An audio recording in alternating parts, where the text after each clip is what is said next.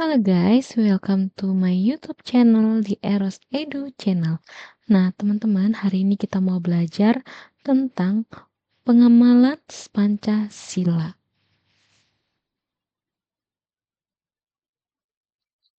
Nah, Pancasila itu ada 5. Kita tahu bahwa yang pertama itu adalah ketuhanan yang Maha Esa, kedua itu kemanusiaan yang adil dan beradab, ketiga itu persatuan Indonesia, keempat itu kerakyatan yang dipimpin oleh hikmat kebijaksanaan dalam permusyawaratan perwakilan. Kelima, keadilan sosial bagi seluruh rakyat Indonesia. Nah, hari ini, karena temanya dalam pembahasan pengamalan Pancasila, kita harus pahami dulu teman-teman, setiap simbol-simbol dari kelima Pancasila yang ada. Oke? Nah, sila pertama itu ada bintang, ketuhanan yang Maha Esa. Bintang itu kita tahu ada di langit, mengingatkan kita untuk selalu melihat ke atas, percaya adanya Tuhan yang Maha Esa. Nah, cahaya bintang memberikan penerangan dari dalam kegelapan. Tuhan sebagai sumber cahaya kehidupan. Nah, implementasinya yaitu beribadah sesuai agama masing-masing, saling menghormati, tidak memaksakan kehendak agama satu dengan yang lainnya, saling menjaga, saling tidak mengganggu dalam proses beribadatan orang-orang terhadap Tuhannya masing-masing. Jadi itu ya teman-teman maksudnya. Nah, kemudian kita masuk yang ke simbol sila kedua, yaitu ada rantai emas. Teman-teman biar tahu kalau rantai emasnya itu ada yang petak, ada yang bulat ya teman-teman. Yang saling terhubung, manusia tidak bisa hidup sendiri, harus saling menghargai. Jadi kalau misalnya itu terputus, itu rantainya akan lepas gitu ya teman-teman. Jadi kemudian ada mata rantai bulat dan persegi. Itu melambangkan laki-laki dan perempuan yang setara. Jadi laki-laki tidak boleh menganggap remeh perempuan dan perempuan juga tidak boleh semena-mena terhadap laki-laki gitu ya. Nah, implementasinya itu apa? Menghormati hak asasi manusia, tidak diskriminasi, kemudian menolong sesama manusia, gitu ya. Jadi kalau yang sila kedua ini dia lebih ke HAM, teman-teman. Kemudian untuk logo yang ketiga itu ada pohon beringin. Kita tahu ya pohon beringin itu punya batang yang sangat besar. Nah, simbol ini tepat berlindung bagi semua orang. Nah, akarnya yang menghujam ke bumi itu merupakan persatuan bangsa yang kokoh, meski beragam cabangnya gitu ya teman-teman. Jadi akarnya itu menjulur kemana-mana kayak gitu, tapi kita tetap satu gitu di dalam Indonesia. Nah, implementasinya itu adalah cinta tanah air, menjaga persatuan, menghargai keberagaman, yaitu Bhinneka Tunggal Ika. Nah, kemudian untuk yang sila keempat itu ada lambangnya banteng. Supaya teman-teman tahu ya, banteng itu hidupnya itu hidup soliter, tidak bisa sendiri teman-teman. Banteng itu hidupnya harus bergerombol, apalagi ibu dan anak-anaknya itu tidak bisa dipisahkan. Mereka akan selalu bersama dan mereka kuat ketika mereka bersama. Nah, ketika banteng itu dia sendiri, dia itu akan lemah gitu. Nggak bisa melawan musuhnya gitu. Jadi makanya sila keempat itu lambangnya itu adalah banteng. Nah, kita baca ya teman-teman. Nah, kepala banteng kerakyatan yang dipimpin oleh hikmat kebijaksanaan dalam permusyawaratan perwakilan. Nah, banteng itu adalah hewan sosial, hidup berkelompok, melambangkan manusia harus bermusyawarah, tidak egois. Banteng juga simbol kekuatan rakyat bila bersatu, seperti filosofi banteng tadi ya teman-teman. Nah, implementasinya itu apa? Demokrasi, musyawarah, mufakat, menghargai pendapat orang lain gitu ya teman-teman. Karena kalau kita hanya kekeh dengan pendapat kita sendiri, tidak menghargai pendapat orang lain, itu kita bisa dijauhin teman-teman. Dan itu bukan ciri-ciri banteng. Banteng itu pokoknya selalu bersama. Jadi bagaimana caranya supaya selalu bersama kayak gitu, tidak terpecah belah gitu ya teman-teman. Nah, kemudian kita ke sila kelima itu nanti ada lambangnya itu ada padi dan kapas ya. Padi itu kita tahu itu adalah pangan, makanan. Nah, kapas itu adalah sandang, bahan mentah yang dipakai untuk kita pakai ataupun pakaian kita. Jadi dua kebutuhan itu adalah kebutuhan dasar manusia, teman-teman. Nah, jadi simbol bahwa keadilan harus diwujudkan dalam kesejahteraan raya. Jadi kalau makan kita sudah aman, kemudian kebutuhan badan kita juga sudah aman, itu kita akan adil, kita akan merasakan keadilan, kita akan sejahtera gitu dalam sandang, pangan, dan papan. Nah, oleh sebab itu implementasi pemerataan pembangunan, membantu yang lemah, hidup adil dan sejahtera bersama-sama. Jadi itu dulu ya teman-teman, supaya teman-teman paham dari simbol-simbol yang ada itu kaitannya itu ke pengamalan Pancasila ataupun implementasi nilai-nilai Pancasila itu bagaimana sih gitu ya teman-teman. Jadi kalau teman-teman sebenarnya udah paham simbol-simbol ini aja, kalian itu sebenarnya mudah kok nanti membedakan ketika ada studi kasus waktu soal itu keluar gitu ya. Oke, kita lanjut. Nah, tips dan trik menjawab soal pengamalan Pancasila di TWK itu yang pertama, kenali kata kunci sila. Sila pertama tadi sudah dibuat, itu adalah ketuhanan, semuanya tentang ketuhanan. Toleransi, ibadah sesuai agama, tidak memaksa, menghormati perbedaan. Nah, kemudian sila kedua itu tentang kemanusiaan, adil, tolong-menolong, tidak diskriminasi, menghormati hak asasi manusia. Nah, kemudian yang ketiga itu adalah persatuan kata kuncinya.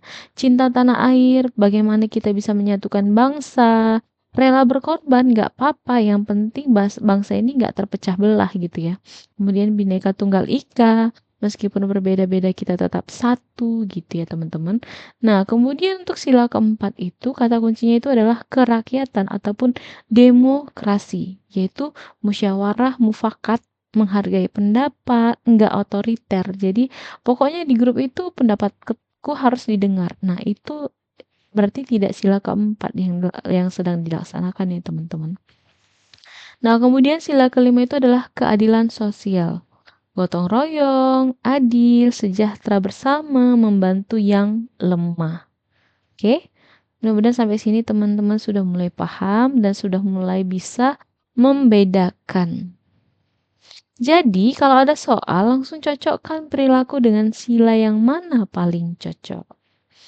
Nah, kemudian tips dan trik yang kedua itu adalah eliminasi. Teman-teman harus cepat-cepat segera menghilangkan opsi-opsi yang teman-teman rasa, oh ini bukan jawabannya gitu ya. Nah, untuk yang memaksakan agama, pokoknya tentang agama, tentang hubungan kita dengan agama, itu udah pasti bukan sila pertama, teman-teman.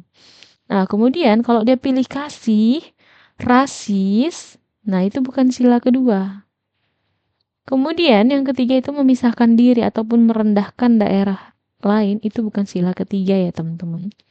Nah, kemudian otoriter, tidak peduli adanya musyawarah, itu bukan sila keempat. Nah, hanya menguntungkan kelompok tertentu, itu pasti bukan sila kelima, teman-teman. Nah, poin ketiga, cari jawaban yang paling inklusif dan adil. Ya, teman-teman, kalau ada opsi dialog, musyawarah, kerjasama, gotong royong, menghargai perbedaan, hampir pasti itu jawabannya biasanya yang benar, teman-teman. Ya, dari jawaban yang memecah belah, diskriminatif, apatis, ataupun eksklusif. Ya, nah, kemudian bedakan benar versus nampak nasionalis tapi salah. Nah, contohnya itu benar, nasionalisme sehat, cinta bangsa, dan menghargai bangsa lain. Nah, itu tadi maksudnya inklusif ya, teman-teman. Kita boleh cinta bangsa kita, tapi kita tidak boleh juga menolak pengaruh dari luar gitu ya, teman-teman. Kemudian itu salah ketika kita cinta bangsa sendiri, tapi kita menganggap yang lain itu nggak bagus kayak gitu. Nah, itu ya, teman-teman. Nah, kemudian latihan pola soal TWK itu contohnya seorang siswa menolak ikut kerja bakti karena merasa itu bukan tanggung jawabnya. Sikap ini bertentangan dengan sila. Nah, sila kelima. Kenapa? Ada kata-kata nggak adil, nggak mau gotong royong, kerja bakti ya. Gitu. Jadi bertentangan dengan sila kelima, gitu ya. Kemudian yang kedua, Dalam musyawarah, seorang ketua langsung memutuskan tanpa memberi kesempatan anggota lain berbicara. Yang namanya rapat, demo, pokoknya mengutarakan isi pendapat gitu ya teman-teman. Itu biasanya pasti berhubungan ke sila keempat. Tapi pahami lagi soalnya benar-benar jangan kita harus benar-benar cari poin kuncinya gitu. Jangan sampai terkecoh gitu ya teman-teman.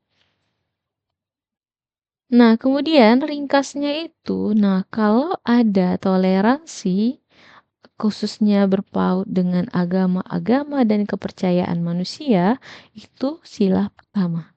Nah, kalau adil, HAM kemanusiaan itu sila kedua. Ya, teman-teman. Kalau soal persatuan, gotong royong, cinta tanah air, rela berkorban, itu sila ketiga.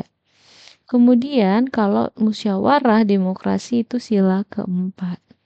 Nah, kalau soal keadilan, gotong royong, kesejahteraan itu sila kelima. Teman-teman, walaupun ada gotong royong itu bukan melulu harus sila kelima, harus sila ketiga. Teman-teman harus pahami soalnya. Misalnya di sila ketiga ini, soalnya begini teman-teman. Pemuda-pemuda di desa A melakukan gotong royong untuk membangun pengungsian Gunung Sinabung. Nah, itu masuk ke sila ketiga. Nah, gotong royong di sila kelima ini lebih ke mensejahterakan, ya. Tadi maksudnya gotong royong yang di sila ketiga ini kan pengungsian, bagaimana mempersatukan, tidak terpecah belah, tidak merasa sendiri.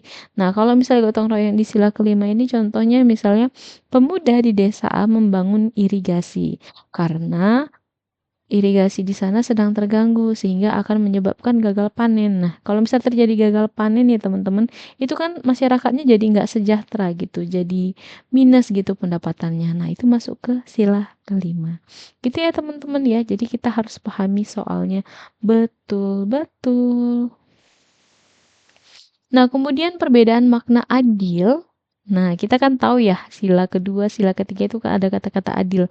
Nah, di sini banyak yang sering itu bingung, apa sih bedanya sila kedua dan sila kelima? Jadi kalau sila kedua itu kemanusiaan yang adil dan beradab, adil. Adil antar individu, teman-teman, antara aku, kamu, aku dan dia, tidak diskriminasi, menghargai hak asasi setiap orang, yaitu HAM menghormati martabat, perlakuan sama di depan hukum. Nah, contohnya itu tidak membeda-bedakan teman karena agama ataupun suku. Nah, kemudian contoh kedua itu polisi menegakkan hukum tanpa pilih kasih. Nah, kemudian ketiga, menghormati hak hidup orang lain. Nah, kata kuncinya itu adalah kesetaraan dan non-diskriminasi dan HAM. Nah, kalau untuk sila kelima itu, keadilan sosial bagi seluruh rakyat Indonesia itu adilnya itu antar kelompok masyarakat biasanya ataupun antar pemerintah dengan masyarakat, pemerataan kesejahteraan dan gotong royong. Nah, fokusnya itu keadilan sosial ekonomi untuk semua rakyat. Kalau di sini itu tadi dia lebih martabat ya teman-teman, menghormati hak manusia. Nah, kalau di sini itu lebih ke sosial ekonominya bagaimana supaya masyarakat itu sejahtera. Contohnya itu pemerintah membangun fasilitas kesehatan merata, tidak hanya di kota. Nah, kemudian dua, pembagian subsidi itu tepat sasaran. Nah, kemudian ketiga, membantu masyarakat miskin agar hidupnya tetap layak. Nah, itu kata kuncinya itu ada pemerataan, kesejahteraan bersama, kemudian distribusi yang adil. Nah, itu bedanya teman-teman, gitu ya. Nah, ringkasnya sila kedua itu adil perlakuan individu ke individu. Nah, kemudian sila kelima itu adilnya adalah pembagian hasil dan kesejahteraan bersama-sama, tidak pilih kasih gitu ya teman-teman. Mudah-mudahan teman-teman sudah bisa membedakan sila kedua dan sila kelima. Oke, kita masuk ke soal yang pertama, teman-teman ya. Ombudsman menilai penyelenggaraan pelayanan publik soal pembuatan elektronik kartu tanda penduduk (EKTP) oleh Kementerian Dalam Negeri berlangsung lambat dan banyak persoalan. Pihaknya menemukan banyak kekacauan di berbagai daerah. Saat ini terjadi penurunan minat pengurus EKTP yang disebabkan karena lambatnya pelayanan. Sulitnya mengurus eKTP pencaloan yang ditemukan Ombudsman, pihaknya menemukan ada praktik percaloan sehingga penduduk harus membayar 200 sampai 300 ribu. Praktik ini terjadi baik di Pulau Jawa maupun di luar Jawa. Sulitnya beberapa daerah dalam pengurusan percetakan KTP merupakan pelanggaran dari Pancasila keberapa? Ayo coba teman-teman, kita harus cari. Nah, ini sila ke-1, sila kedua, ketiga, keempat, dan kelima. Kira-kira jawabannya di mana? Jawabannya itu adalah di sila kelima. Kita lihat kata kuncinya adalah sulitnya beberapa daerah dalam mengurus percetakan KTP. Nah ya, jadi kalau misalnya kita nggak punya KTP itu kan teman-teman, kita akan sulit. Misalnya kita mau daftar sekolah, kita mau daftar kerja, kalau nggak ada KTP kan kita jadi pengangguran. Kalau misalnya tadi daftar kerja gitu, yang berakhir dengan kita nggak akan bisa hidup sejahtera kayak gitu ya. Jadi jawabannya E, sila kelima. Pelayanan publik harus adil, merata, tidak berbelit-belit tanpa pungli. Kasus lambatnya pelayanan, adanya calo dan pungutan liar merugikan masyarakat secara sosial ekonomi. Ini jelas-jelas pelanggaran sila kelima ya teman-teman ya. Nah ini bukan masalah toleransi agama sehingga bukan sila pertama. Kemudian ini juga bukan masalah HAM, melanggar HAM ya. Ini juga bukan sila kedua. Kemudian ini juga bukan persatuan bangsa ya teman-teman. Kemudian ini juga bukan soal dari bagian musyawarah ya. Tapi masalahnya itu adalah di pelayanan publik yang enggak adil. Adanya pungli dan kemudian tidak merata sampai ke desa gitu ya teman-teman. Oke, next kita lanjut ke soal yang kedua. Di sebuah kabupaten, pemerintah daerah membangun rumah sakit modern lengkap dengan fasilitas canggih. Namun, pembangunan hanya difokuskan di pusat kota. Sementara daerah terpencil sulit mengakses layanan kesehatan karena jarak jauh dan biaya transportasi mahal. Banyak warga desa akhirnya tidak bisa berobat. Kebijakan tersebut bertentangan dengan Pancasila keberapa, teman-teman? Coba ditebak. Ya, jawabannya adalah sila kelima lagi ya teman-teman. Nah, ini kenapa tepat?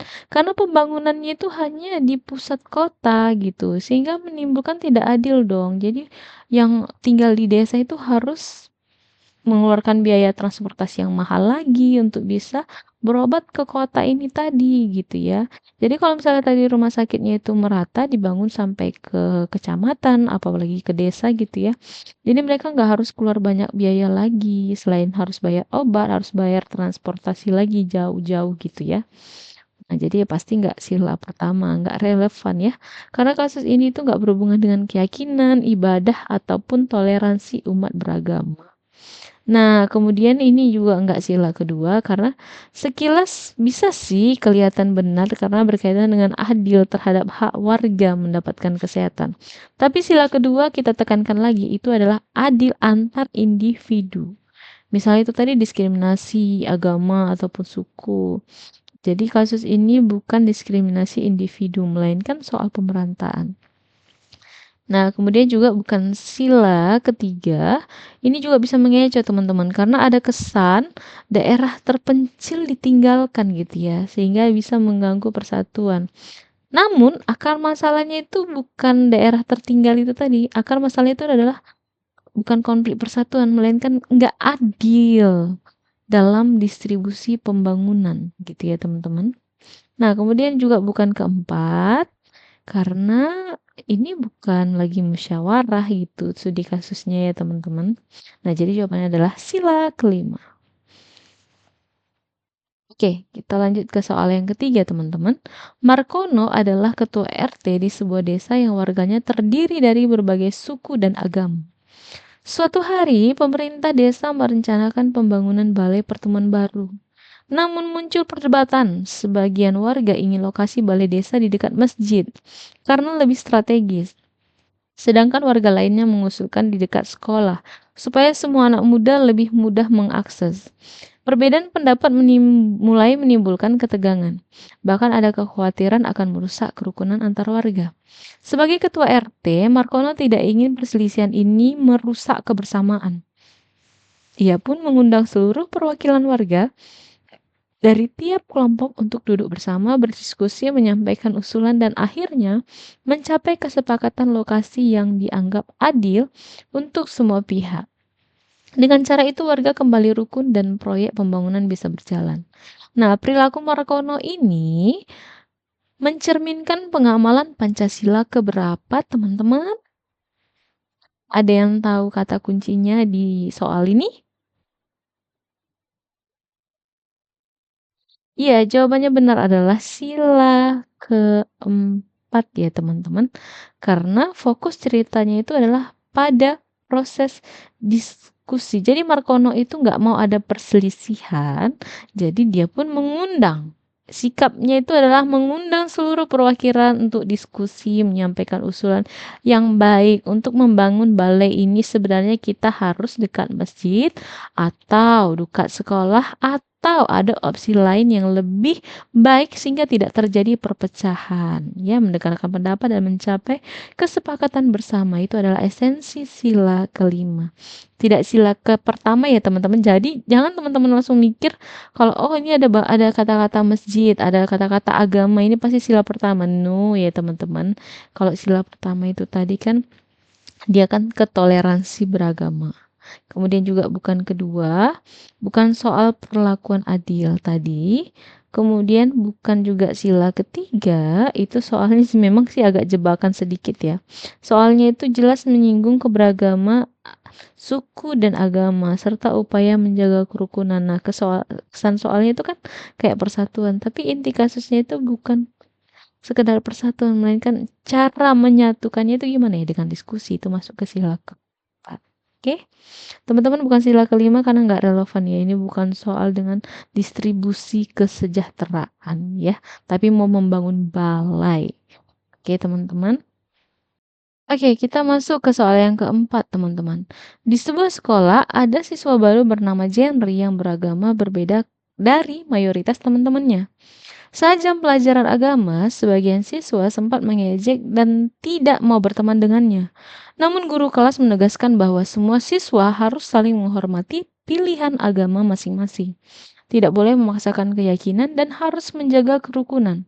Setelah itu, siswa lain mulai menerima Jenry apa adanya. Sikap guru tersebut mencerminkan pengamalan Pancasila keberapa, teman-teman? Nah, jawabannya adalah sila pertama. Betul ya, teman-teman? Ini lumayan mudah ditebak ya, karena ini tepat kasusnya itu adalah tentang menghormati perbedaan agama, ya. Menghormati pilihan agama masing-masing dan tidak boleh memaksakan keyakinan. Ini jelas-jelas pengamalan sila pertama ya, teman-teman. Kemudian sila kedua, ini agak mengecoh sedikit karena ada unsur saling menghormati antar individu. Tapi fokus utamanya itu bukan hak asasi manusia secara umum, melainkan kebebasan beragama. Nah, sila ketiga juga mungkin bisa mengecoh karena bisa mengganggu kerukunan. Namun kerukunan yang dimaksud itu bukan persatuan bangsa luas, tapi kerukunan antar umat beragama. Jadi kalau sila ketiga itu kerukunan yang secara meluas mengganggunya. Tapi kalau antar agama itu masuk ke sila pertama. Nah, kalau keempat, kelima yang jelas nggak relevan ya teman-teman. Nah, kita masuk ke soal kelima. Di sebuah perusahaan ada karyawan bernama Sinta yang berasal dari daerah minoritas. Ia selalu bekerja dengan rajin dan hasil pekerjaannya itu sangat baik. Namun beberapa rekan kerja sering meremehkannya karena perbedaan asal daerah dan logat bahasanya. Bahkan ketika ada promosi jabatan, Sinta diabaikan meskipun ia lebih berprestasi dibandingkan karyawan lain. Melihat hal ini, manajer perusahaan mengingatkan semua karyawan bahwa setiap orang berhak diperlakukan adil tanpa memandang suku, agama, ras, atau latar belakang. Ia menegaskan bahwa promosi jabatan hanya boleh didasarkan pada kemampuan dan prestasi kerja, bukan faktor lain. Tindakan manajer tersebut merupakan pengamalan Pancasila keberapa, teman-teman? Ya, jawabannya adalah Sila kedua ya, karena perlakuan nggak adil terhadap individu karena latar belakangnya itu. Nah, yang menjadi garis bawah itu dia bukan hanya agama aja, tapi logat bahasanya juga masalah karena perbedaan asal daerah gitu ya teman-teman. Jadi memandang suku, agama, jadi pokoknya langsung ada agama udah pasti sila pertama, enggak. Tapi ini lebih ke mendiskriminasikan orang, jadi melanggar hak asasi manusia orang gitu ya. Nggak bisa berkembang, nggak boleh berkembang, itu sudah lebih ke kalau melanggar HAM itu ya teman-teman itu bisa merusak mental health seseorang kayak gitu. Jadi kalau teman-teman langsung gini aja, kalau misalnya ada yang agak akan merusak mental health suatu individu itu biasanya akan merujuk ke pengamalan sila kedua gitu ya teman-teman. Kalau yang merusak itu akan merujuk ke pelanggaran ke sila kedua gitu ya. Tapi untuk menaikkan derajat seseorang kayak gitu, itu berarti pengamalan ke sila kedua gitu ya teman-teman ya. Nah, sila pertama ini juga enggak, diskriminasi bukan berkaitan dengan agama aja ini tadi ya, tapi dia ke suku, ras, dan lain-lain juga. Gitu ya teman-teman. Nah, untuk sila kelima, kita di sini nggak menangkap poin yang menghancurkan bangsa bangsa kayak gitu ya, yang secara luas, tapi individu gitu ya, teman-teman. Oke, nah kita masuk ke soal latihan. Teman-teman silakan dibaca, kemudian dijawab. Dijawabnya di kolom komentar ya. Nanti saya akan kasih jawaban yang benar. Jadi kalau kalau teman-teman sudah paham, teman-teman pasti bisa jawab jawaban yang benar di soal latihan yang keenam ini. Oke, teman-teman. Baik teman-teman, sekian dulu untuk materi hari ini. Kita akan ketemu lagi di materi-materi selanjutnya. Kiranya teman-teman sehat selalu, bahagia selalu, dan saya doakan tahun ini adalah tahun bahagia teman-teman untuk bisa lolos CPNS seperti saya. See you!